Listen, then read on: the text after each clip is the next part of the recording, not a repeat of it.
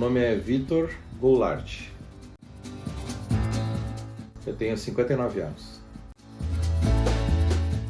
Eu nasci em Alegrete, Rio Grande do Sul. Eu sou técnico desde 1988, portanto completam 35 anos. Então a natação entrou na minha vida que nós tínhamos um clube próximo da minha casa que funcionava na temporada de verão. Passava os dias de verão, né, se refrescando. E tinha um professor de educação física que ele tinha uma escolinha na temporada, que funcionava ali de novembro até março, mais ou menos. E aí a gente se matriculou nessa escolinha e fazia aula de natação com ele. E o restante do tempo ficava lá no clube, jogando bola, brincando, tomando banho de piscina. E aí ele um dia resolveu meio que selecionar alguns meninos que tinham um pouco mais de potencial para tentar fazer uma equipe lá. Mas como eram para períodos apenas de verão, não tinha piscina térmica na cidade, ele pegou e nos preparou só para aquele período ali. E aí teve um ano que o Campeonato Gaúcho de Inverno foi no mês de maio. E aí ele tentou negociar com a direção do clube para tentar manter a temporada de verão até abril e início de maio. Só que era frio e tudo mais, e a gente seguiu treinando no frio e conseguimos participar do Campeonato Gaúcho. Então a gente participou, foi aquele ano, depois mais um ano no mesmo esquema, e depois não teve mais, porque a piscina estava muito fria e a temperatura ambiente não ajudava. Só que eu fiquei com aquela ideia na cabeça da natação, gostei muito daquilo. E depois fui cursar Educação Física em Santa Maria, e lá tinha a equipe da DUF, Associação Desportiva da Universidade. E aí eu consegui um estágio na equipe de competição da universidade, enquanto eu cursava Educação Física. E nesse meio tempo eu fui me aperfeiçoando. Depois eu recebi uma proposta para trabalhar em Joinville, quando me formei, e vim trabalhar no C3, do professor Davi Machado, falecido Davi. O Davi foi treinador de seleção brasileira, tem muitos livros escritos, um cara muito respeitado. Então juntei o útil ao agradável, que eu queria com natação e ao mesmo tempo estar próximo de um cara que entendia para aprender com ele. E vim para Joinville para ficar o tempo que fosse necessário. E nesse espaço de tempo em Joinville surgiu uma proposta para mim trabalhar em Chapecó, que estava sendo professor. Só que eu olhei no mapa, Chapecó, não, muito longe, não quero. Eu desisti de Chapecó. Ignorei o convite. Passou 2 semanas, ligaram de novo, fizeram uma proposta dobrando o que eu ganhava. Aí, também, né, recém começando a carreira. Aí, vou lá para esse Chapecó, vou ficar 1 ano, 2 e venho embora de novo pro litoral, que era o meu sonho, né? Isso eu tô falando de 88, 89. Tô em Chapecó até hoje e de lá para frente um monte de coisa aconteceu. Cara, nós não tinha muita noção. Para vocês terem uma ideia, eu sempre falo para os meus alunos, a nossa saída era aquela saída dos anos 60. Era aquele planchaço. O treinador dizia para nós que nós não podíamos afundar. Nós tínhamos que dar a saída e deslizar em cima da água. Quem afundasse tomava bronca, porque não podia. E a saída naquela época era assim, era só uma saída rasa. Só que cada saída daquelas lá, cara, tu saía vermelho da testa até a ponta do pé, porque tu aterrissava na água, né? E ao mesmo tempo também a gente não tinha muito tempo de treino. Eram 2 vezes por semana, 1 hora por dia, olha lá. E aí a gente ia para os campeonatos do Rio Grande do Sul lá com o pessoal do Grêmio Náutico União, com o pessoal do Petrópolis, o pessoal da Sojipa. E não tinha como, não chegava nem perto dos caras, né? Mas a gente ficava olhando, nossa, como é que os caras, que água quentinha essa piscina, né? E isso era uma coisa assim que fazia a gente se apaixonar por aquilo, mas a carreira foi muito curta e sempre assim em temporada de verão. Cara, a transição foi muito estranha, porque a minha vida de atleta de natação ela foi muito curta, foi um troço muito improvisado. Aí quando eu resolvi fazer a faculdade, aí eu me foquei plenamente, comecei a estagiar com isso. Aí as aulas da faculdade terminavam, eu ficava na piscina lá ainda, incomodando lá os professores, dando ajuda para os meus colegas de faculdade que tinham dificuldade com natação. E depois, quando eu fui trabalhar em Joinville, aí deslanchou de vez, porque aí eu tive muita apoio do professor Davi, ele enxergou em mim talvez um cara que tinha gosto pela coisa, né? E ele sempre me cedeu o material dele, me emprestava revista. Ele tinha uns vídeos em preto e branco, filme, era um troço muito legal assim para assistir, que ele me emprestou para mim estudar. Isso foi muito bacana, assim, foi muito legal porque foi uma transição bem tranquila. Então, depois que surgiu a história de eu vir para Chapecó, o que que aconteceu? Eu cheguei em Chapecó, era uma piscina com 12 metros e meio, e aulas de 50 minutos, e eu tive a ideia de fazer em Chapecó o que o meu professor fez com a gente em Alegrete. Eu selecionei os melhorzinhos que tinham, conversei com a dona da academia, tinha um horário que era da 1 às 2, que não tinha aula, e ela me cedeu aquele horário. E aí a gente começou a nadar todos os dias, mas era só 50 minutos e a piscina 12,5. Mas trabalhamos assim, de 1990, quando a gente começou a equipe, até 94. Sempre nesse esquema assim. Participamos de competições e tudo mais. Em 94 a gente ainda pegou um bronze nos Jogos Abertos, não sei até nem como que a gente conseguiu, com um atleta lá de Chapecó mesmo, a Sabrina.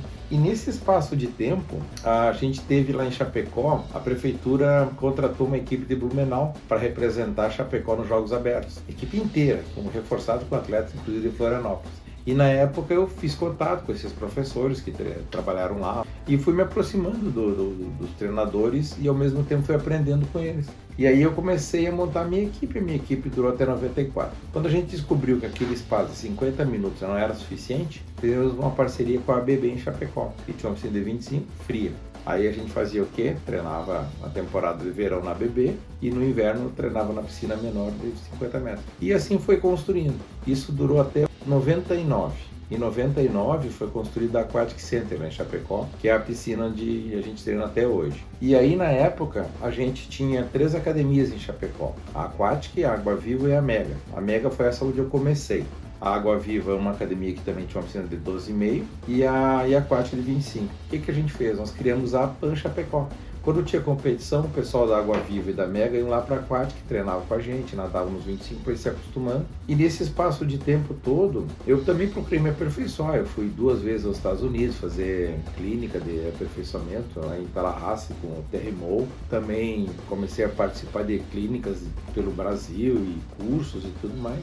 E eu, ao mesmo tempo, fui construindo, só que eu sempre trabalhava sozinho, de pré-mirim até os mais velhos. E aí chegou uma hora que eu precisei mais gente, e aí eu comecei a dar na faculdade. Aí os alunos que trabalhavam na faculdade começaram a ir junto comigo, me ajudar, estagiar, e aí a gente foi montando uma equipezinha. Eu percebo assim, as gerações mudam muito, né? Dos anos 80, tudo que aparecia de esporte a gente queria. Lá de atletismo ao X de xadrez. Era só nos convidar e a gente ia. Quando chegou nos anos 90, a coisa meio que futebolizou muito. O futebol assumiu muito um protagonismo esportivo no Brasil. E depois dos anos 2000 para cá, teve um período assim de que, aí com a chegada da internet e tudo mais, as crianças meio que ficaram divididas. Uns porque preferiam não fazer atividade física e migraram para essa questão assim. Então hoje é muito difícil tu ter aquilo que antigamente era maciço assim. Hoje não, hoje o cara passou na tua frente, olhou para ti assim, tu vai ser atleta. É o que dá para fazer, né? Porque tu tem que sair caçando, não tem outro jeito. As crianças de hoje não estão tão interessadas com a prática esportiva. Em parte isso é culpa das escolas. Não digo da escola em cima, do sistema escolar, que deveria ser o fomentador, o incentivador, mas cada vez tem menos aula de educação física nas escolas. Antigamente, no meu tempo, era 3 aulas por semana. Hoje é 2. Tem colégio que não precisa nem fazer aula. Então, para a criança, ele entende que a educação física não precisa. E se não tem necessidade de educação física, de onde que vai ser um esportista? Então, isso é uma coisa que mudou bastante. E eu estou na universidade, né? E a universidade também mudou muito a grade. Hoje, a natação 1 e uma carga horária de 40 horas, 60 horas. Mal dá para ensinar o cara a se adaptar ao meio líquido. Quanto mais eles um dia ser treinador de esportes. Reduziu muito a carga das faculdades voltadas para o esporte. Dentro da academia é total, né? Porque a academia é que dá o espaço para o clube. Em Chapecó, por exemplo, não tem uma piscina pública.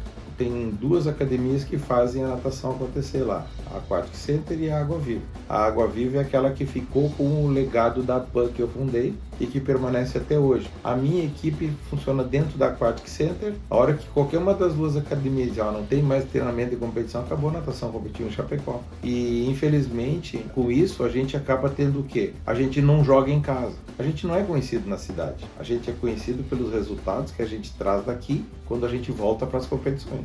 É como se um time de futebol nunca tivesse jogando em casa. Ele não é conhecido na comunidade. E isso também afeta na hora de trazer novas crianças. Se tirasse a piscina do Vitor, cara, eu não sei o que seria de mim, não faço outra coisa. Hoje eu aspiro piscina, eu trato piscina, eu limpo borda de piscina, eu arrumo raia de piscina, eu conserto motor de piscina, eu dou treino na piscina, eu preparo professores que vão dar aula para mim na piscina. Sem a piscina, o Vitor não existe. Não tem como o Vitor existir. Isso Tanto é que eu estou, né, aproveitando um feriado aqui e podia estar em casa. O que eu estou fazendo? Eu vim para a piscina, porque eu quero estar por perto. Rapaz, assim, ó, a natação catarinense, ela já teve momentos de atletas de ponta. Nós tivemos o Fernando Scherer, que foi atleta e medalhista olímpico. Nós tivemos o Eduardo Fischer, que foi nadador de títulos mundiais de Copa do Mundo e competições importantes. Nós tivemos o Eduardo De Boni, que também é um atleta que foi em competições internacionais, teve em Olimpíada também. No momento nós estamos numa fase de reconstrução. Eu sempre digo que o biotipo do catarinense é perfeito para esporte, porque aqui nós temos uma mescla do europeu, o alemão, o italiano, com o caboclo, que é a mistura do índio com aquele indivíduo forte, né? Então nós temos um biotipo perfeito para Santa Catarina ser muito bom em todas as modalidades. Só precisamos o que? Hoje, questão estrutural. O nosso grande gargalo em Santa Catarina é que as equipes têm espaço de 25 metros para treinar, mas nós estamos sem piscinas de 50 metros para competir. E esse processo todo está interferindo em termos de resultados mais expressivos nacionalmente. Não que a gente não possa fazer isso com piscina de 25 metros. O Fernando Scherer é um exemplo, né? Nadando no Clube 12, trabalhando dentro de um clube com uma piscina de 25 metros, mas um trabalho de excelência, aliado ao talento dele e toda a estrutura, chegou à Olimpíada. Então, é possível, só que é bem mais difícil esse trajeto. Primeiro, o cara que quer ser atleta tem que ser persistente, tem que ser teimoso. Natação é repetição, é repetição. Natação é igual coreografia de dança. Se tu não ensaiar aquela coreografia várias vezes, tu vai dançar errado. Se tu não fizer corretamente os movimentos, tu vai nadar mal. Ou não nadar errado, mas você não vai ter a performance ideal. Outra coisa é estudar. Estudar é ciência, você tem que estar estudando biomecânica, você tem que estar estudando anatomia, fisiologia, muitas áreas da educação física que se você não estudar, você não vai conseguir evoluir como treinador. Então, tá começando, quer ser atleta? Aprenda que vai ser repetitivo, monótono, chato, contar azulejo, mas vai dar resultado. Se não for assim, você não vai avante.